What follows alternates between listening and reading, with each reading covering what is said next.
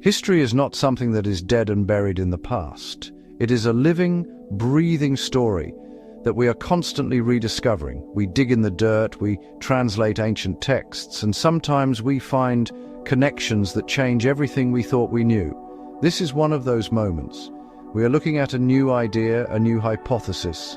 It connects the familiar stories of the Bible with the grand monuments of ancient Egypt. This is the M.N.M Mizraim synchronization hypothesis. It suggests that three legendary figures from the dawn of civilization might be linked in a way no one had previously imagined. It's a bold claim, but it helps make sense of some of the oldest puzzles in human history. For centuries, scholars have treated the Bible and Egyptian history as two separate rivers, flowing in parallel but never truly meeting. One was a story of faith, family, and a single god.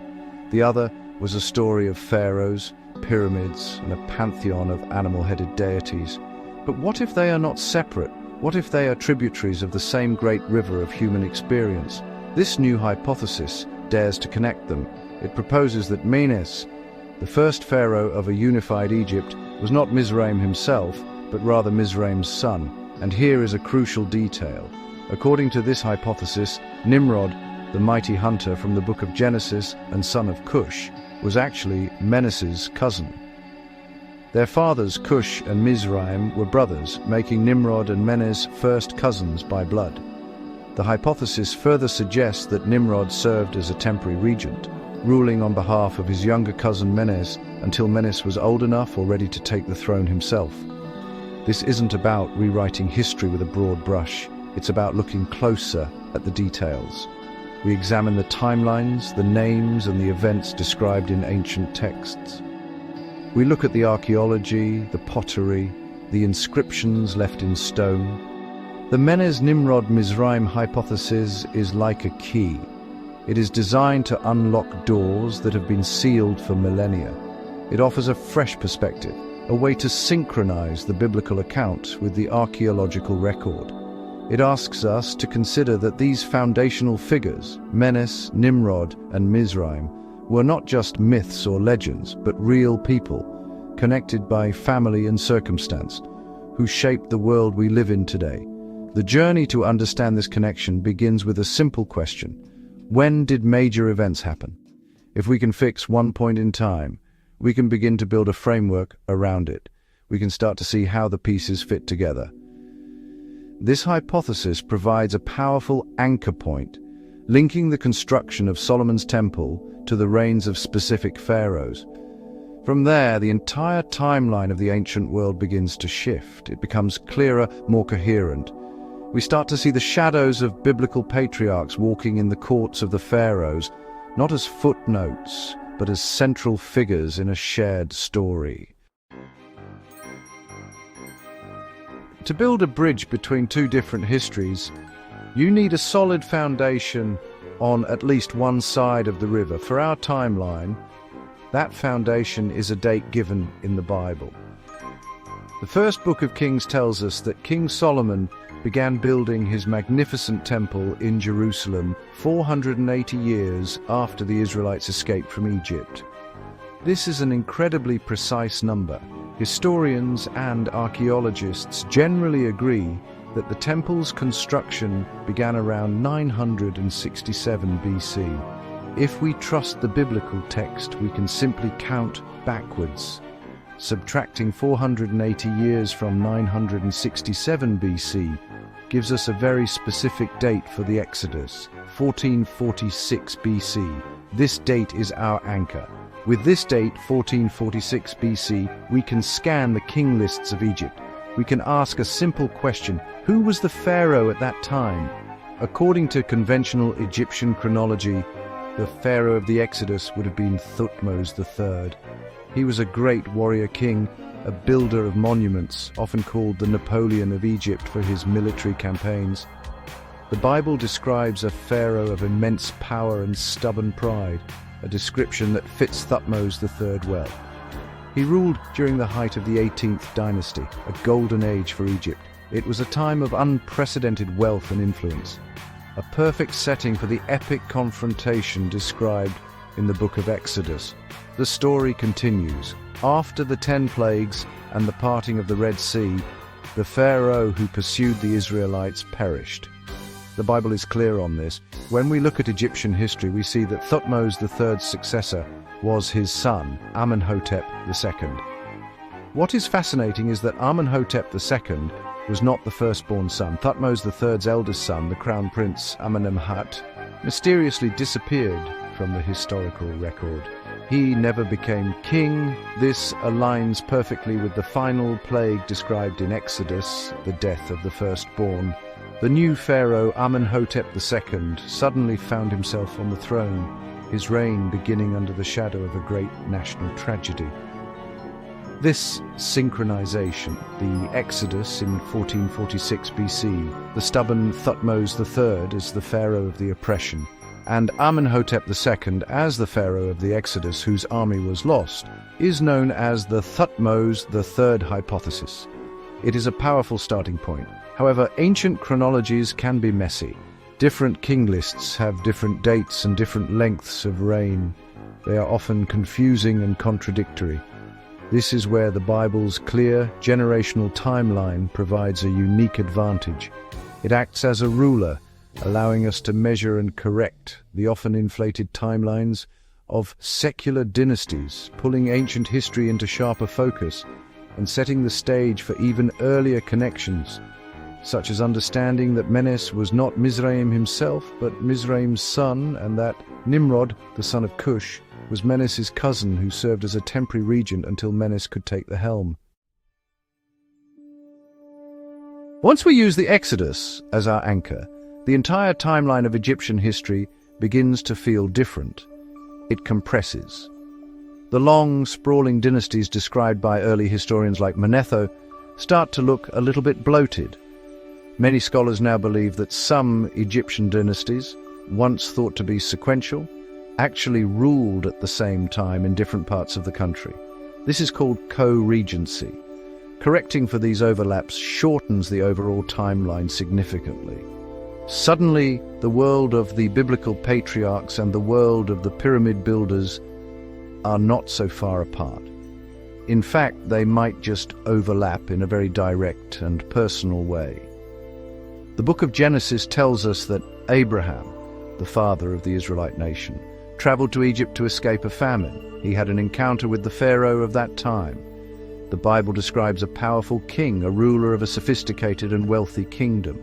If we apply our compressed timeline, pushing back from the Exodus in 1446 BC, we can try to identify this Pharaoh. The timeline leads us to an astonishing possibility. The Pharaoh Abraham met was none other than Khufu, the legendary builder of the Great Pyramid of Giza. This would place Abraham in Egypt during the 4th dynasty, a time of incredible achievement and power. This is more than just a coincidence of dates. The Bible tells us that Abraham was very wise. Genesis says he came from Ur of the Chaldees, a center of advanced learning in Mesopotamia. He would have been skilled in mathematics, astronomy, and administration. The Jewish historian Josephus, writing in the 1st century AD, explicitly states that Abraham taught the Egyptians arithmetic and astronomy.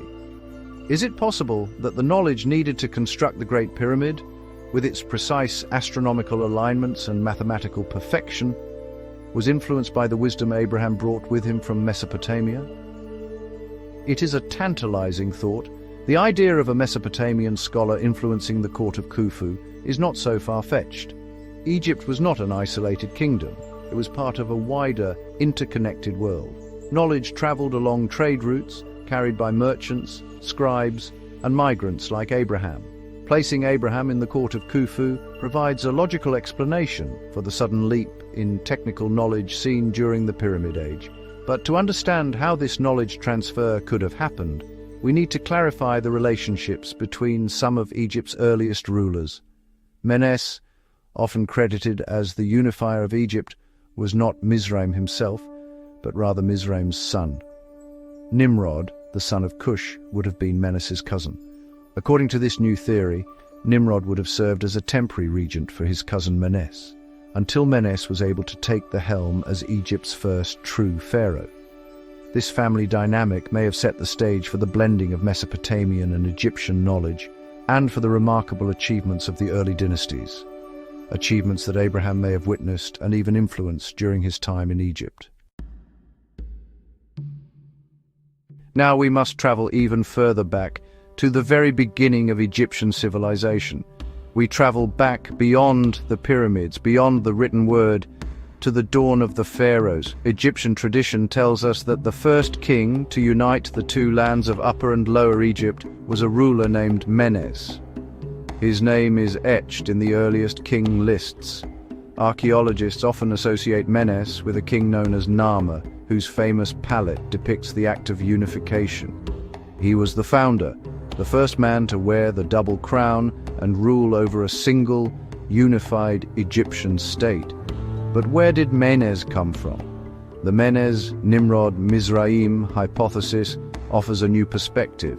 The answer comes from the Bible in the chapters that follow the story of Noah's flood.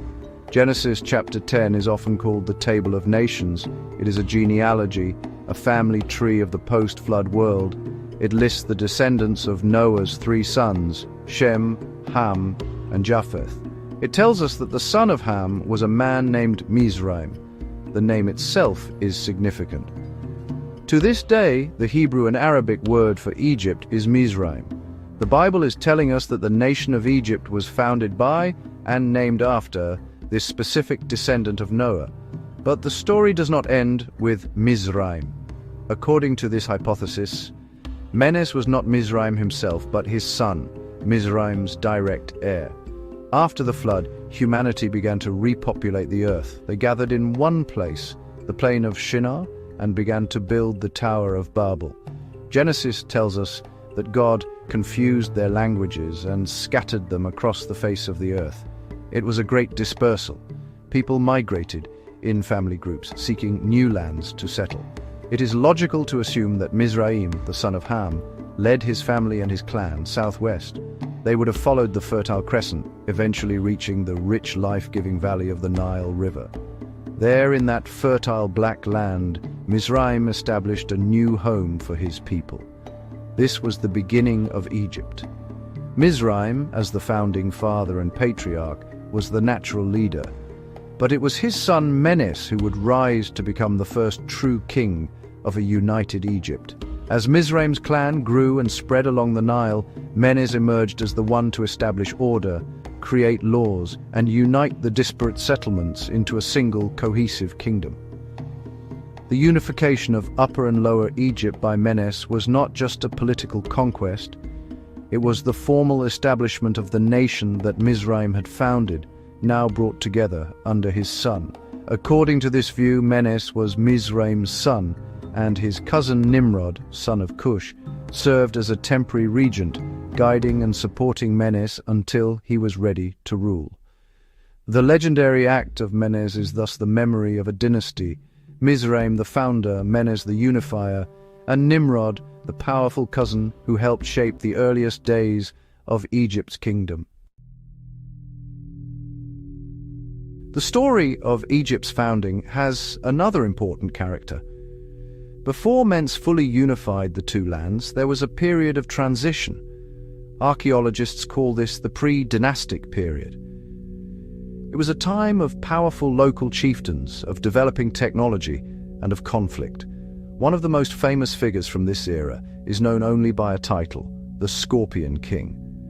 His name is found on a ceremonial mace head, showing him as a powerful ruler wearing the white crown of Upper Egypt. He was clearly a significant leader, a forerunner to the pharaohs. But who was he? The Bible may hold the answer.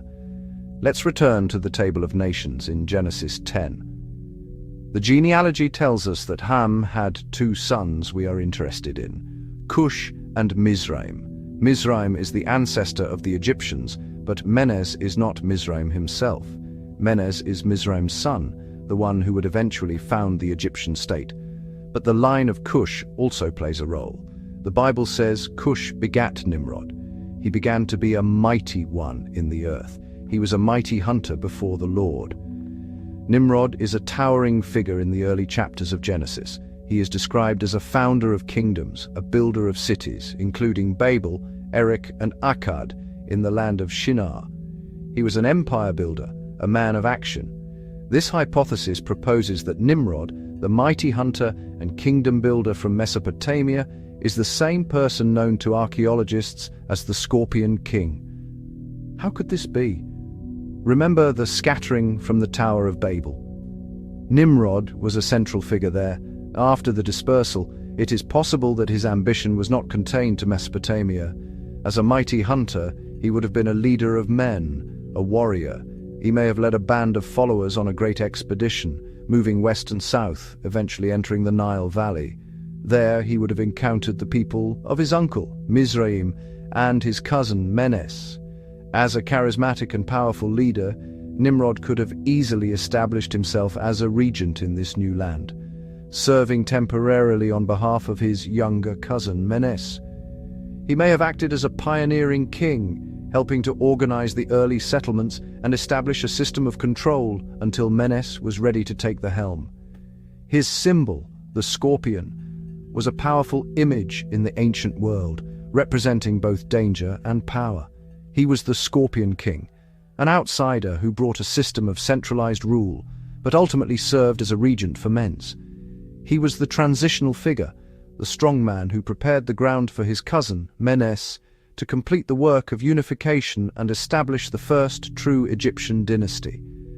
This explains the mysterious Scorpion King and gives him a name, a history, and a unique role as the regent for Menes, the true founder of Egypt. According to this hypothesis, once Menes assumed full power and began his reign, Nimrod, the Scorpion King, returned to his original cities in Mesopotamia. His presence in Egypt faded, leaving only a shadowy trace in proto-dynastic history.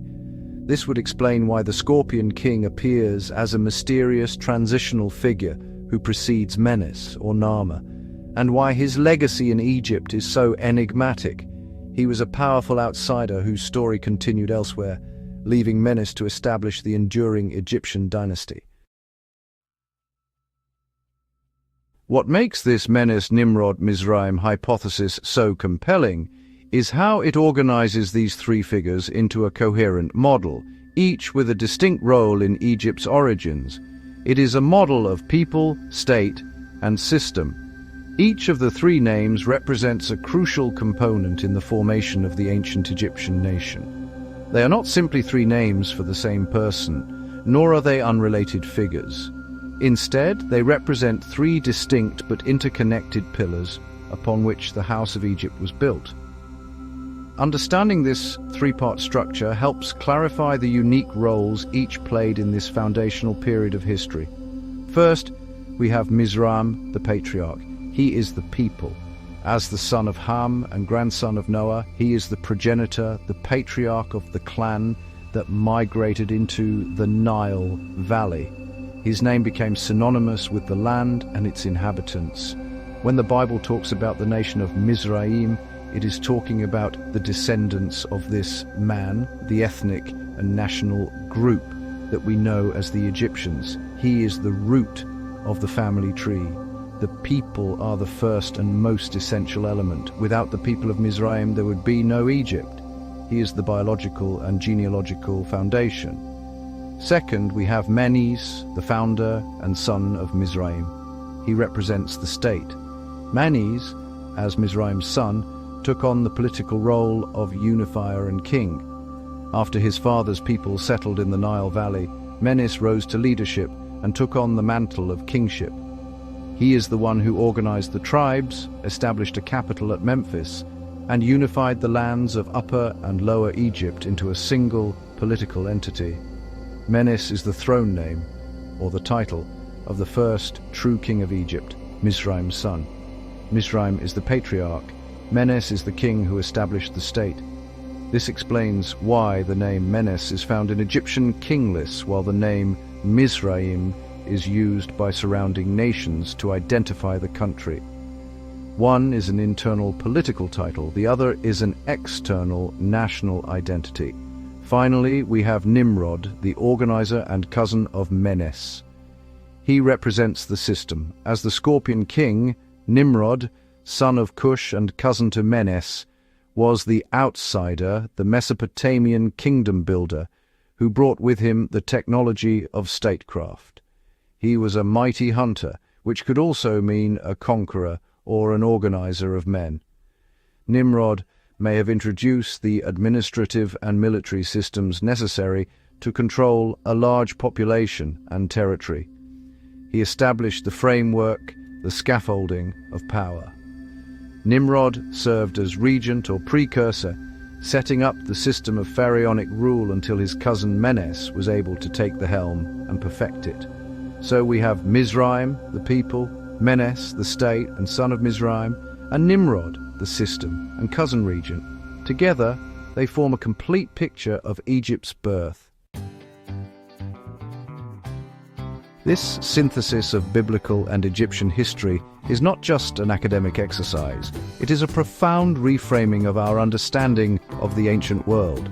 For too long, we have studied these cultures in isolation, as if they existed in separate universes. The Menes-Nimrod-Mizraim hypothesis acts as a loom, weaving the threads of Mesopotamian history, biblical genealogy, and Egyptian archaeology into a single coherent tapestry. It reveals an ancient world that was deeply interconnected, where the actions of one family, the descendants of Noah, could ripple outwards to create the world's first great civilizations. It makes the ancient world feel smaller, more personal, more real. By identifying Menes as the son of Mizraim and Nimrod as Menes's cousin, serving as a temporary regent until Menes could assume leadership, we solve several historical puzzles at once. We give a name and a backstory to the mysterious Scorpion King, connecting him to the regency of Nimrod. We explain why the Egyptians called their first king Menes, the son of Mizraim, while their neighbors referred to the land as Mizraim. We provide a logical reason for the sudden explosion of knowledge and organizational skill in Egypt during the Pyramid Age, linking it to the migration of knowledge from Mesopotamia via figures like Abraham and the regency of Nimrod. Older theories, which often dismiss the biblical accounts or inflate Egyptian timelines, leave these questions unanswered. This model provides clear, simple answers. This precise synthesis appears to be a new contribution to the field. While others have suggested individual connections, such as linking the Exodus to Thutmose III, the combination of Menes as Mizraim's son, with Nimrod as his cousin and regent, into a single functional model is a fresh perspective. It creates a robust framework that respects both the biblical text and the archaeological evidence, suggesting they are not in conflict but are, in fact, telling the same story from different points of view. This is history as it should be. A grand narrative full of epic characters and world-changing events, all flowing from a common source. Ultimately, this hypothesis invites us to look at the past with new eyes. It encourages us to see the connections that lie just beneath the surface, to question old assumptions, and to be open to the idea that the ancient stories passed down through generations contain deep historical truths. The story of Menes, Nimrod, and Mizraim is not just the story of Egypt's founding. It is a chapter in the larger story of humanity, a story that began in the plains of Shinar and branched out to fill the earth. By piecing it together, we get a clearer picture not just of where they came from, but of where we all came from.